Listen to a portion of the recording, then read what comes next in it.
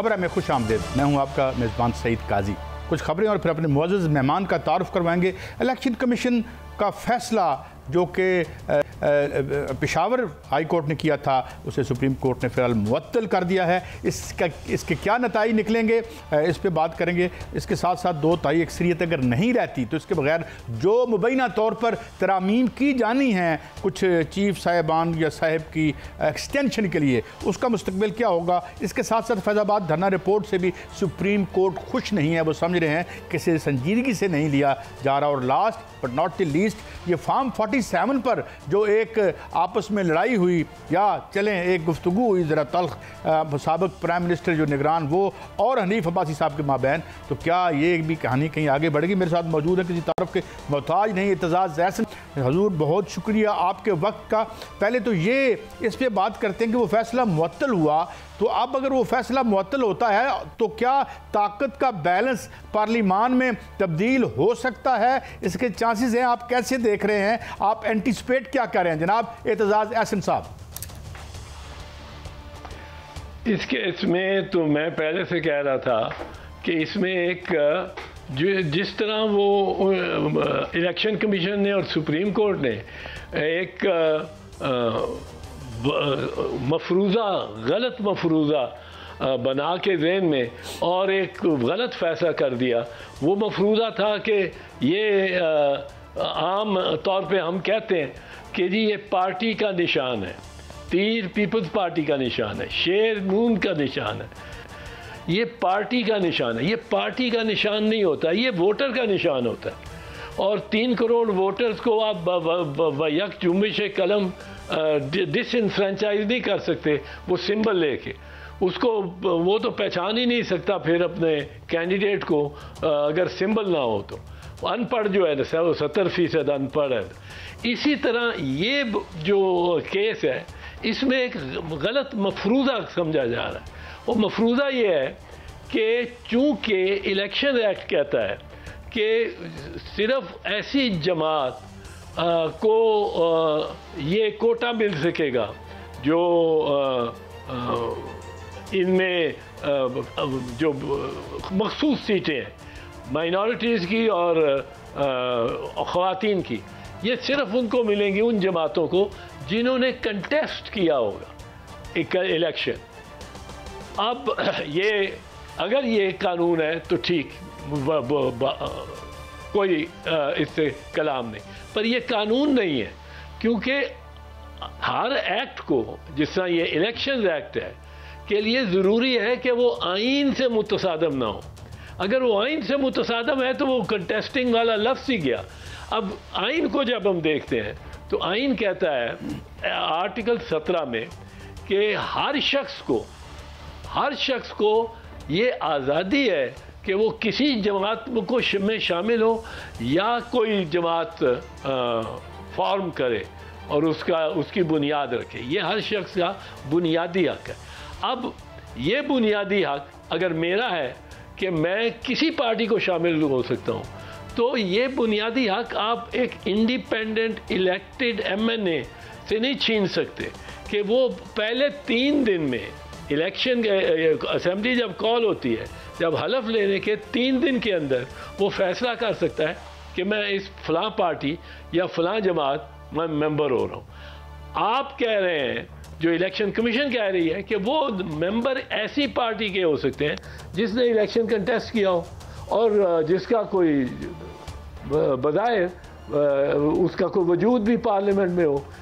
अब मैं इलेक्ट होता हूँ और एज इंडिपेंडेंट मैं कहता हूँ मैंने तो जाके शामिल होना है एक ऐसी जमात में जिसका कोई MNA ही नहीं, जिसका कोई कैंडिडेट नहीं था, पर वो लीगल लेजिटिमेट जमात है। 170 के करीब रजिस्टर्ड जमातें, उनमें से मैं कोई सिलेक्ट करता हूँ। अब आप कहते हैं कि आप अगर कंटेस्टिंग पार्टी को करेंगे ज्वाइन तो फिर आपको ये एक मिलेगा एक किस्म का फ़ायदा मुफाद आपको मिलेगा कि आपकी पार्टी की जो निस्बतन सीटें जो शायद पार्लियामेंट में ही ना हो, उस पार्टी की पार्लियामेंट में वजूद बन जाएगा। क्योंकि उसको ख़वातीन में से या दूसरी मखसूस नशिस्तों की सीट में से कोई सीट मिल जाएगी। ये है असल बात। इलेक्शन कमीशन कहता है कंटेस्टिंग, वो उस पार्टी ने कंटेस्ट किया हो। अब सिंधी इत्तेहाद सुन्नी इत्तेहाद तहरीक ने काउंसिल ने इलेक्शन कंटेस्ट नहीं किया और हामिद रज़ा साहब ने भी इंडिपेंडेंटली लड़ा।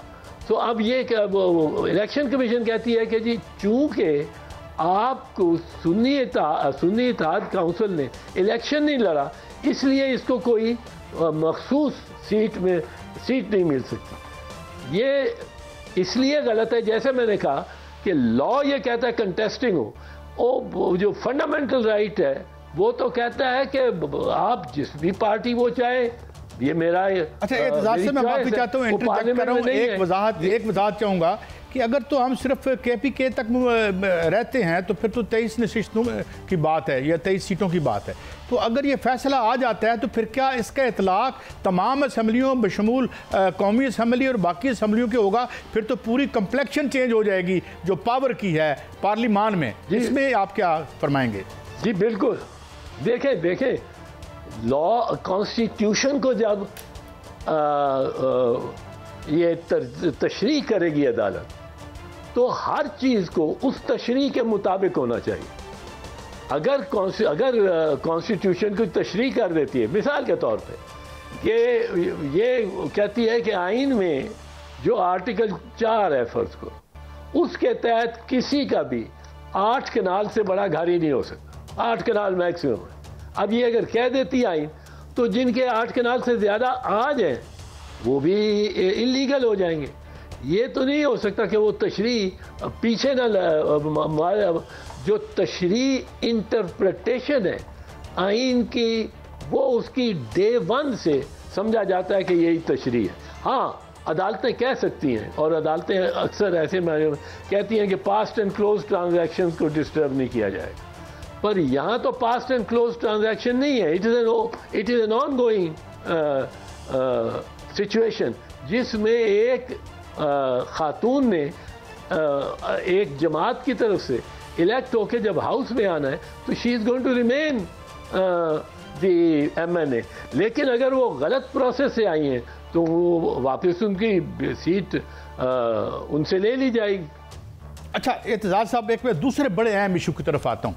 एक आफ द कफ मुकालमा होता है जनाब हनीफ अब्बासी साहब, हमारे दोस्त लीडर मुस्लिम लीग नून के और साबिक निगरान वज़ीर आज़म, तो अब वो कहते हैं जी कि अगर आपने ये, इन्होंने करप्शन का इल्ज़ाम लगाया गंदम के ज़मन में, उन्होंने कहा कि जनाब फिर 47 भी हम जो है वो खोलेंगे।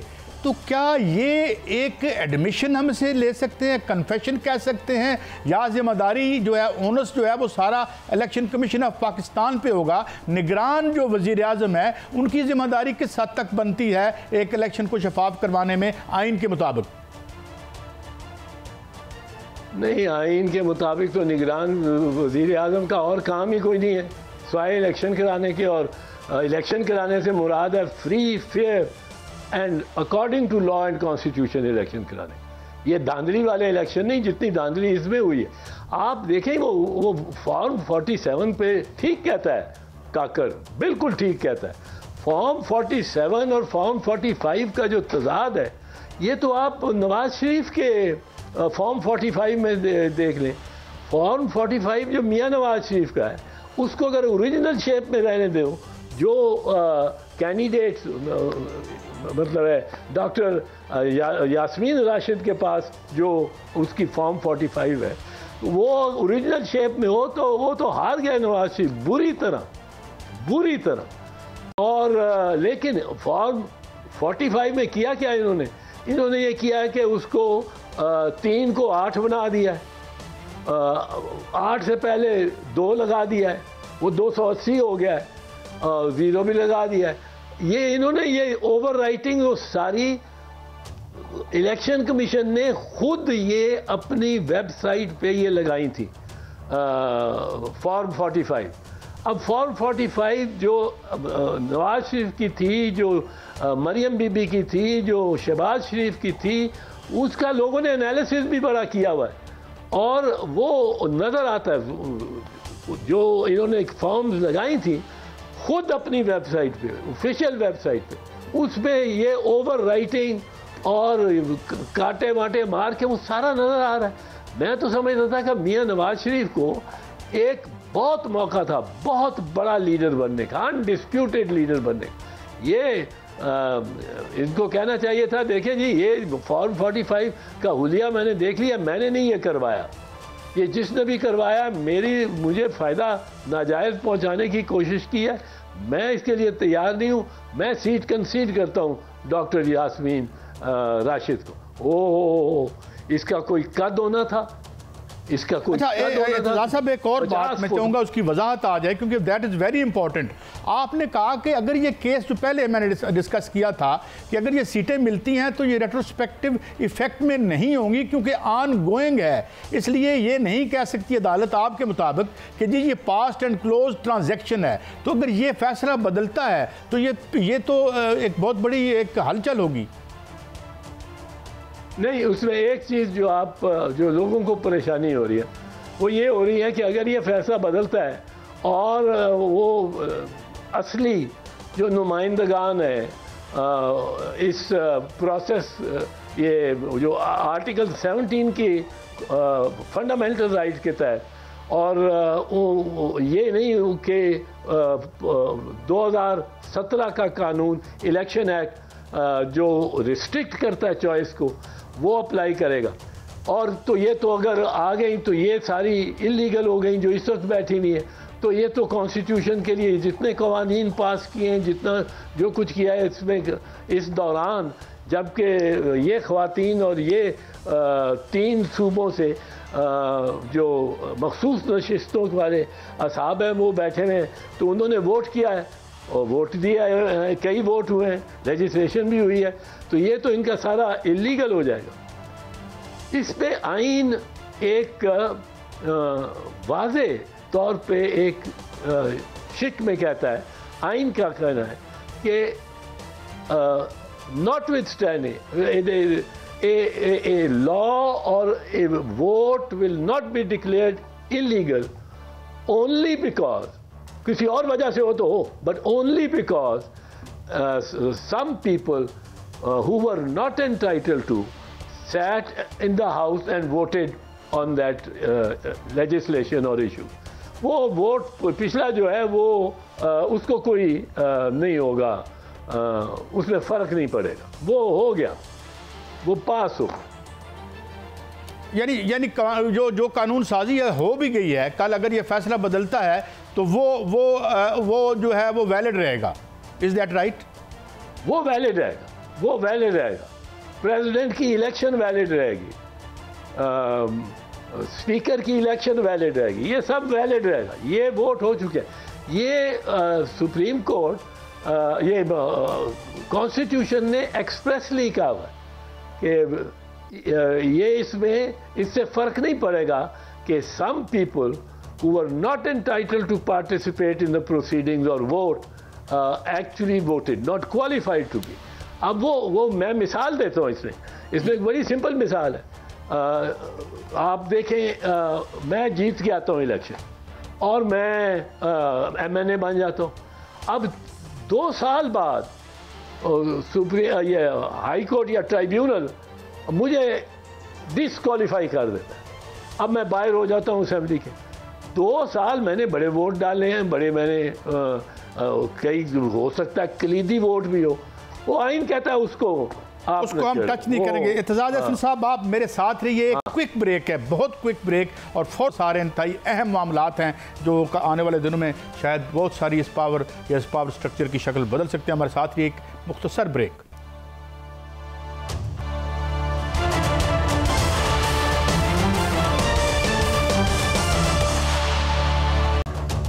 Welcome back ji, thank you very much Aitzaz साहब, आपने इंतज़ार किया आपने हमारे लिए। ये फरमाइए कि डू यू रियली थिंक कि इस किस्म की ये जो चीज़ है ये प्रिवेल कर दे, क्योंकि इससे पहले हम माजी में देखते रहे हैं, बहरहाल अदालतों का प्रीरोगेटिव है और उनके हर फैसले पे हम सर तस्लीम खम करते हैं, but do you really see that kind of change taking place in the wake of this development? देखिए, एक चीज़ तो बड़ी वाज़ेह है काजी साहब, जिसकी फॉर्म 45 टेम्पर्ड निकलेगी और वो सिर्फ फॉर्म 47 पे इन्हिसार कर रहा होगा, वो समझने वो गया है मैंने, और उसको बड़ी ये बड़ी क्लियर है चीज़ है। इसीलिए इन्होंने अब वो नोटिफिकेशन ना करके और उनको ट्रक के बत्ती के पीछे लगा दिया।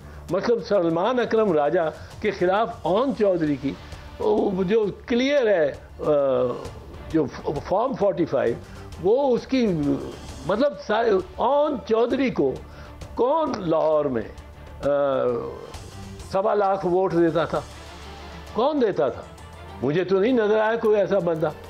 उधर जो है अताउल्लाह तारर, वो भी बाहर से आके लाहौर में, और किसके खिलाफ?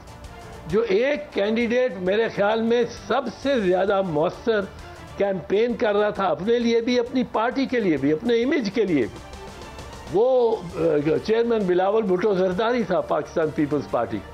सबसे शाइस्ता और मौसर तहरीक उसने चलाई, उसके खिलाफ। और लोग, लाहौर के लोग बीबी के बेटे को वोट देना चाहते थे। एक वहाँ ये और बात है, अगर कोई नून का बहुत बड़ा कैंडिडेट आके खड़ा हो जाता तो शायद वो बिलावल को डिफीट भी कर देता, लेकिन ये ना तो अताउल्लाह तारर कर सकता था, और अताउल्लाह तारर के कुछ 1.25 लाख वोट और बिलावल भुट्टो जरदारी के 15,000 वोट, ये जब E45 खुलेंगी और आएंगी सामने, वो मेरे ख्याल में इस वक्त अब कोई रिप्लेसमेंट का काम हो रहा है। ये जो टाइम लिया है इन्होंने, मैंने ये पहले देखा है। मैंने जब मेरी बीवी इलेक्शन हारी 2013 में, तो मैं हमें 6,000 वोट मिले, बड़ा दुख था, और हमने इलेक्शन पिटीशन तैयार करनी शुरू की। तो इलेक्शन पिटीशन तैयार करने के मुझे किसी दोस्त ने कहा कि तुम क्यों इलेक्शन पिटीशन कर रहा है? मैंने कहा करूँगा, ये तो साबित करूँगा कि ये 6,000 वोट नहीं है हमारे लिए। उसने कहा कि तुम जीत जाओगे पिटीशन, तुम जीत भी जाओगे, बाई इलेक्शन होगा। बाई इलेक्शन होगा जब नवाज शरीफ हो गया है प्राइम मिनिस्टर, शहबाज शरीफ हो गया है चीफ मिनिस्टर, लाहौर की इलेक्शन है, तुम्हें क्या दोबारा मुंह की खानी पड़ेगी? मैंने पिटीशन नहीं किया। मैंने एक दरख्वास्त दी सुप्रीम को, चीफ इलेक्शन कमिश्नर को, फखरुद्दीन जी इब्राहिम साहब ने उसकी इजाज़त दी कि सारे 264 वो जो हैं बैग, 264 बैग थे, वो सारे को मुझे दिखाया जाए। स्वाय वोटों का जो थैला होता है उस बड़े बैग में, वोटों का जो लिफाफा होता है वो नहीं देखना। ये कानून है, लॉ है। अब मैंने वो जब देखा है, मैंने इस पे किताब लिखी थी 2013 में, रॉबिंग एन इलेक्शन। उसमें सारे फॉर्म 14 गायब। फॉर्म 14 आज का 45 है, और फॉर्म 16 जो आज का 47 है, उसकी बुनियाद पे नतीजा दिया हुआ, और सारे गायब फॉर्म 14। मैंने अर्ज किया, मैंने किताब लिखी, ये पहले हो चुका है, सिर्फ मैंने उसको इतना सीरियसली नहीं लिया कि मैं इलेक्शन ही से आउट हो गया था। फिर मैं सेनेट में हो गया था, तो मैंने उसको, लेकिन वो मेरी किताब है, मेरी किताब छपी, जमहूरी पब्लिकेशन ने छापी, उसकी कॉपियाँ शुरू में तो बड़ी चली, बट वो एक कॉन्स्टिट्यूंसी का इलेक्शन था, एक चौधरी मंजूर है MNA कसूर से, उन्होंने भी ये स्टडी किया और बैग्स देखे।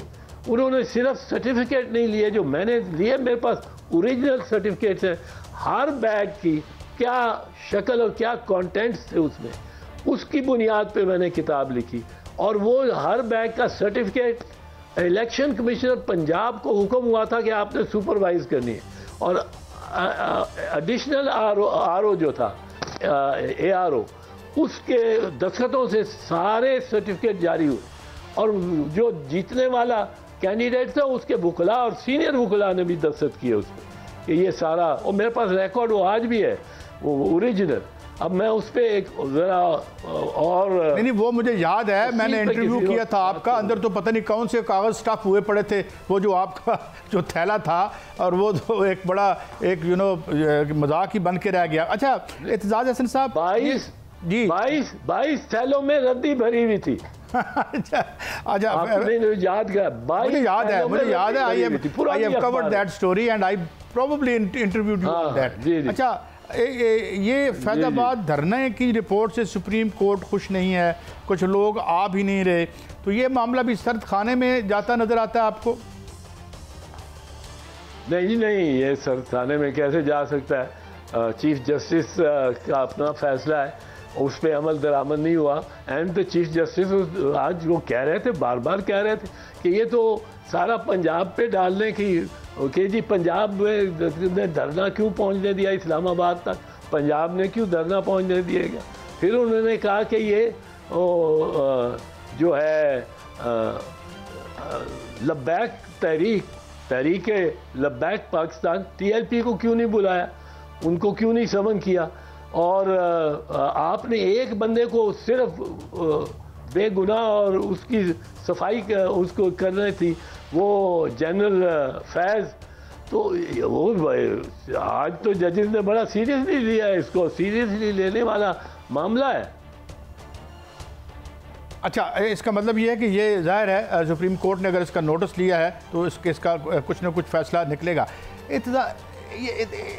एतजाज साहब ये फरमाइए कि ये एक बड़ा खुल के बातें हो रही हैं, ये बातें, यानी मैं अभी जो थोड़ी देर पहले आपसे सवाल कर रहा था कि जनाब ये एक तो इसका नतीजा ये निकलेगा कि जो अगर रिटायरमेंट की एज में तोसी करनी है तो इन सीटों के उधर जाने के बाद वो नहीं हो पाएगा, ज़ाहिर है अगर आपके पास रिक्वायर्ड मेजॉरिटी नहीं है। और साथ साथ जो है अब ये सब कुछ ओपन सीक्रेट लगता है। If we look at the dialogue that took place between Hanif Abbasi sahab and the ex निगरान PM, वो तो जी बिल्ली थैले के बाहर आ गई। अनवार हक काकड़ ने उसने स्पॉन्टेनियसली बेसाख्ता ये सच बोल दिया, जो को उसका ने कसम खाई होगी कि मैंने नहीं ये बात करनी। ये फॉर्म 45 की तब्दीली, ये सारा इनके बैग्स में आपको बताऊं मैं कि पहले अब तो ये बड़ी वो फॉर्म 45 ही बदल है। अब फॉर्म 45 निकलेगा ना, वो बड़ा साफ शफाफ होगा, पर उस पर जो आप पोलिंग एजेंट्स के दस्तखत देखेंगे वो जाली होंगे और वहाँ से ये पकड़े जाएंगे। पर ये अब फॉर्म 45 जो ये गलती से डाल चुके हैं ऑन दी वेबसाइट, और 2 घंटे बाद उसको उतारा जब उन्होंने देखा कि ये तो इसमें तो हमारी जो पूरे हमारा मंसूबा है और हमारी साजिश जो है वो बेनकाब हो गई है, तो वो उससे उधर से भागे, विड्रॉ किया। अब वो बात तो है ना जी कि फॉर्म 45 वो नहीं है। फॉर्म 45 में हर पोलिंग स्टेशन का वोट दिया होता है, कितने पड़े हैं किस कैंडिडेट को, ये कॉलम होते हैं हर पोलिंग स्टेशन पे। अब जब ये वो तो फॉर्म 45 तो आ गए इनके पास, इन्होंने देखा ये तो हार गए। अब इन्होंने फॉर्म 45 को में तब्दीलियां की और उस टोटल को जीतने वाला टोटल बना दिया फॉर्म 47 में, क्योंकि फॉर्म 45 में जो इतने पोलिंग स्टेशन हैं उनका लहदा नतीजा दिया जाता है और उसका कुल करके वो फॉर्म 47 में होता है कि कुल वोट इतने, कुल वोट इतने, कुल वोट। अब फॉर्म 45 में तो वोट थे ही नहीं जो ये जितने से जिताना चाहते थे अपने। और ये अब मुझे समझ आई है, ये 2013 में भी यही हुआ है, 2018 में भी यही हुआ है, 2024 में भी यही हुआ क्यों? ये इसलिए हुआ है और इनको इसलिए ये रही है एक दलेरी कि इसको किसी ने चैलेंज नहीं किया। इस तरह चैलेंज नहीं हुआ कि थैले खुल गए हों और 50 हलकों में थैले खुले हों, कैंडिडेट्स ने परसू किए हों रिट पिटिशन, और 50 हलकों में थैले खुल जाते और 50 हलकों में फॉर्म 45 नदारद होती, तो एक पैटर्न बन जाना था, लोगों को पता समझ आ जाए थी। अब ये जो करते रहे ना, ये पहले करते रहे कि फॉर्म 45 जो नीचे है, जिसका टोटल फॉर्म 47 में आना है, फॉर्म 45 निकाल ही दो। और हमारे मैं जिस 2013 की कॉन्स्टिट्यूंसी की बात कर रहा हूँ, उसमें फॉर्म 14 यानी फॉर्म 45 था ही नहीं सिर्फ, और फॉर्म 47 पे जो उस वक्त फॉर्म 16 थी, उसकी बुनियाद पे रिजल्ट डिक्लेयर किया हुआ था। तो ये लेकिन आपने दुरुस्त फरमाया कि अब शायद बिल्ली थैले से बाहर आ चुकी है और बड़ी वादे तौर पे आ चुकी है। Aitzaz Hasan sahab, it is always a great pleasure to have you on the show and thank you very much for enlightening us these complex issue in a very simple manner. नाज़रीन, एक ब्रेक है, ब्रेक के बाद हम दोबारा हाज़िर होंगे और कुछ और ख़बरें, एक और मेहमान हमारे साथ होंगे, हमारे साथ रहिए।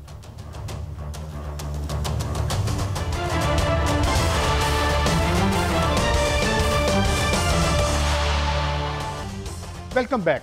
नाज़रीन, हमें ज्वाइन किया है मारूफ तजिया नगार जनाब Mohsin Baig sahab. Thank you very much Baig sahab आपके वक्त के लिए।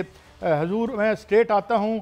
ये यूँ लगता है कि मामला जो है वो खुल के सामने आ गया। कल जब हमने देखा एक वाक़या होता है किसी बड़े होटल की चौखट पर जनाब हनीफ अब्बासी साहब के माबैन और जनाब, तो ये कहीं कोई काम सेटल होता नज़र नहीं आता। और इसके बाद मैं आपसे ये जो फैसला मुअत्तल हुआ है KPK हाई कोर्ट का, उस पर भी बात करूंगा, उसके क्या नताइज होंगे। मगर फर्स्ट दिस वन, ये जो उन्होंने आज खुद जिक्र कर दिया फॉर्म 47 का हमारे साबिक निगरान वज़ीर आज़म ने। बेग साहब,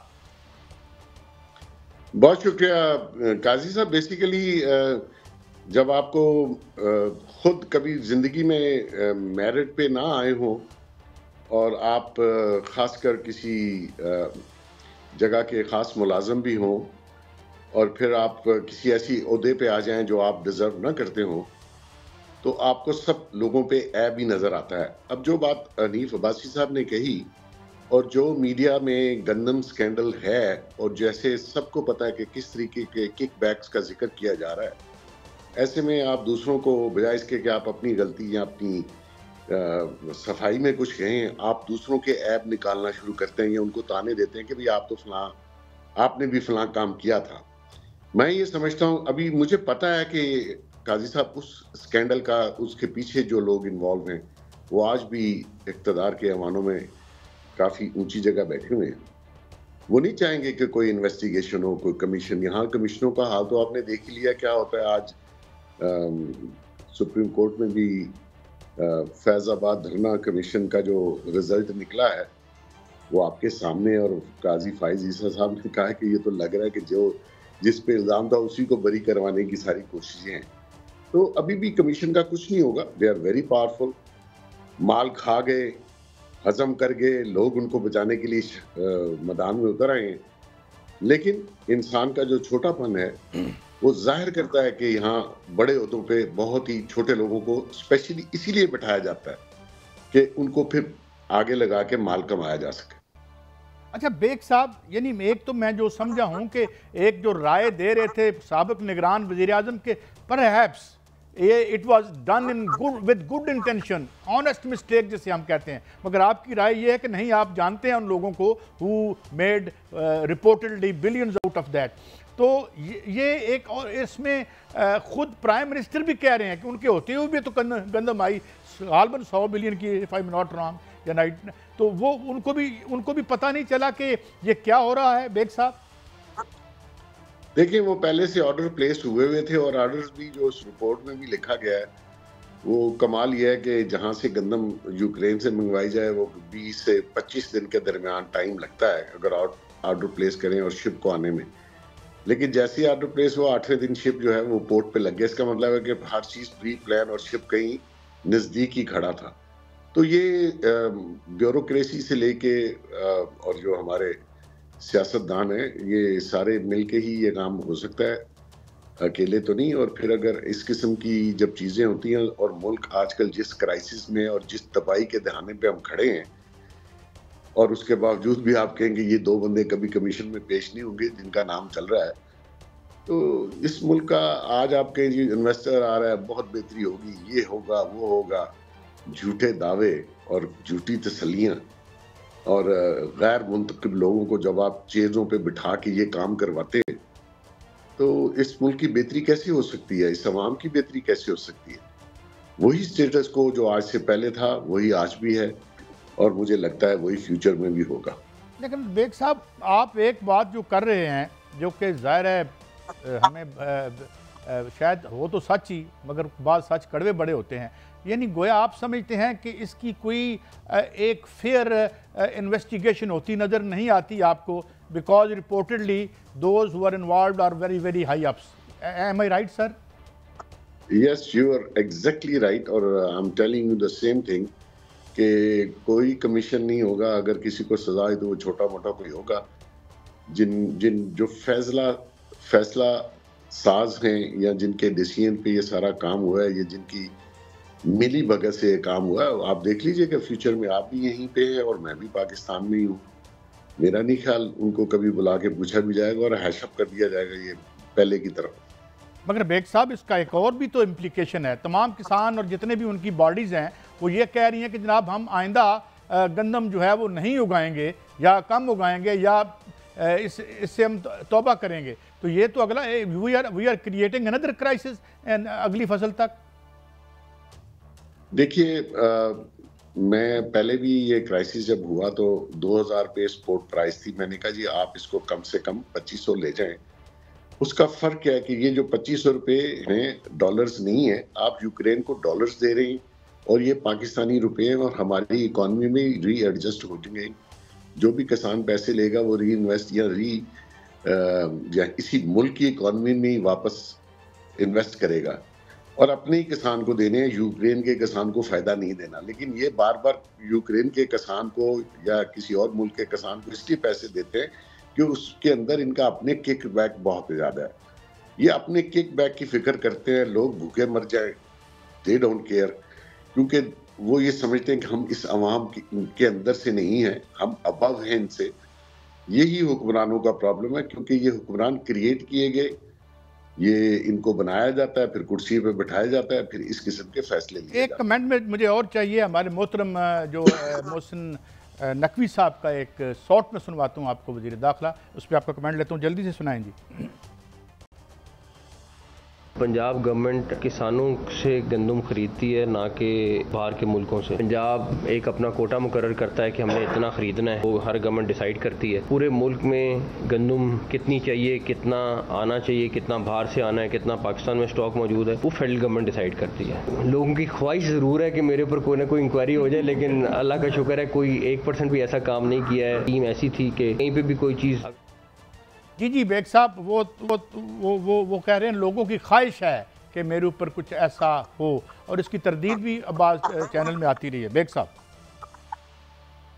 देखिए, वो जो बात कह रहे हैं उसमें कहाँ तक सच्चाई है मैं उस पर बात नहीं करता। अगर वो क्लियर हैं या जो वो बात कह रहे हैं वो वाकई सच है, लेकिन अगर मोहसिन नकवी साहब ने या काकड़ साहब ने या किसी और साहब ने ये काम नहीं किया तो फिर काजी साहब आपने और मैंने ही किया होगा। ये सारा काम तो फिर किसी ने तो किया है ना, और किसी के कहने पे किया है। अथॉरिटी जो जिम्मेदारी है, जब आप सारा क्रेडिट हुकूमतों में बैठ के खुद लेते हैं तो डिस्क्रेडिट क्या हमारे हिस्से में और आपके हिस्से में आएगा? मतलब आप कहते हैं कि मेरे पे इंक्वायरी, भाई आप आसमान से उतरे हैं, आप क्लियर करें कि आपने क्या किया है आपके हुकूमत। आप अगर आपने नहीं किया तो वल्लाह आलम आपको कौन पूछ सकता है। लेकिन ये इतना हंस के कह देना कि जी मेरे पे तो कोई इंक्वायरी नहीं है, ऐसा तो नहीं होना चाहिए ना। आखिर किसी ने तो कुछ किया है ना, कि अगर कुछ नहीं है तो ये शोर किस चीज का है।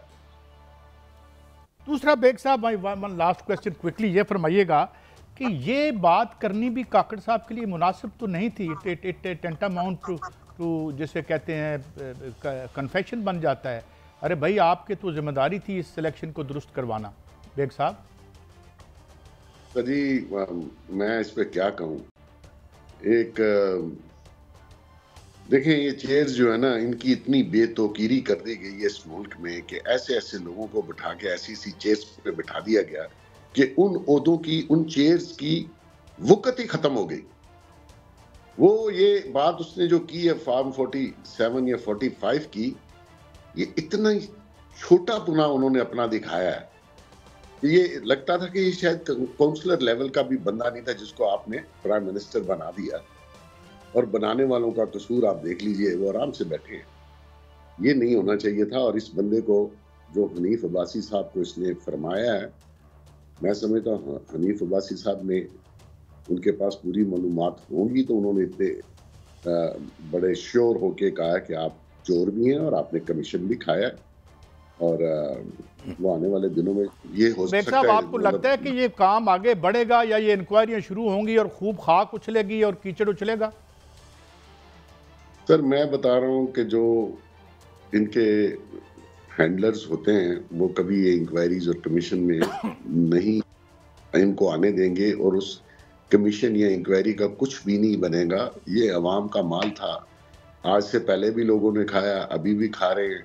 ये वही मुल्क है जिसको नोच नोच के इन लोगों ने खाया और इस मुल्क को इस इंजाम तक पहुंचा दिया। कुछ नहीं होगा, कोई इंक्वायरी मैं आपको लिख के देता हूं, लाइए। करेगा कौन इनके खिलाफ? वो बंदे कौन है पाकिस्तान में जो इनके खिलाफ इंक्वायरी करेंगे? बहुत शुक्रिया मोहसिन बेग साहब। मगर चले पॉजिटिव नोट पे बात ख़त्म करते हैं। ये चीज़ें अगर खुल के और उछल के सामने आ रही हैं तो कोई नतीजा निकलना चाहिए, क्योंकि कोई अच्छे नतीजे चाहिए हमें पूरा शोब दौर से निकल के आगे किसी अच्छी मंजिल की तरफ बढ़ने के लिए। ये था आज का शो, कल फिर मिलेंगे। अल्लाह हाफ़िज़।